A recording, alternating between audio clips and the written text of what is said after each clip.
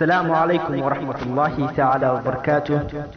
ويليو جبر أي وحي اسكوبرتين جامعة isagoo jaamacada dhigta ayay isbarteen gabadhu aad bay u wanaagsaneed durba xilligii jecel ayay sameysteen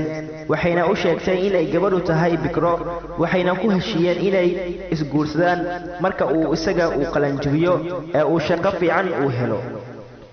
markuu jaamacada dhameeyay ayuu shaqo weydiiyay wuxuuna raadinayay muddo in ka badan inta uu jaamacada dhiganayay maalintii dambe ay soo wacday gabadhii ay aad isu jecelaayeen waxayna u sheegtay inay shaqo aad u fiican ugu soo heshay shirkad weyn aad ayuu u faraxay durbana wuxuu shaqo galay guri ayuu dhistay ganacsi u gaar ahna wuu yeeshay markii ay isku hagaagtay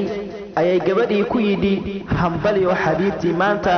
riyadeena ay waynoo rumowday noloshu aan ku midowno balse waxay ugu jawaabtay iga raali noqohuuno isma guursan karno waayo gabarnimadayda waan waayay oo bikra ma ahi adiga managerkaada iskale shirkadan aad ka shaqayso ayaa iga dalbaday inuu dhowr haween ila seexado adna uu ku siiyo shaqo fiican waan yeelay waayo waxay ahayd wadadii kaliya ee ii furneed si aan shaqo kaaga helo meel halkaasi oo aadna murugadii iyo wixii ku haystay dhibaatada ay kaaga baxdo iga raali noqo oo hadda gabar kale iska raadso aniga gabar ma ahi adiga ay daawanayo haddii aad ahaan lahayd ninkaasi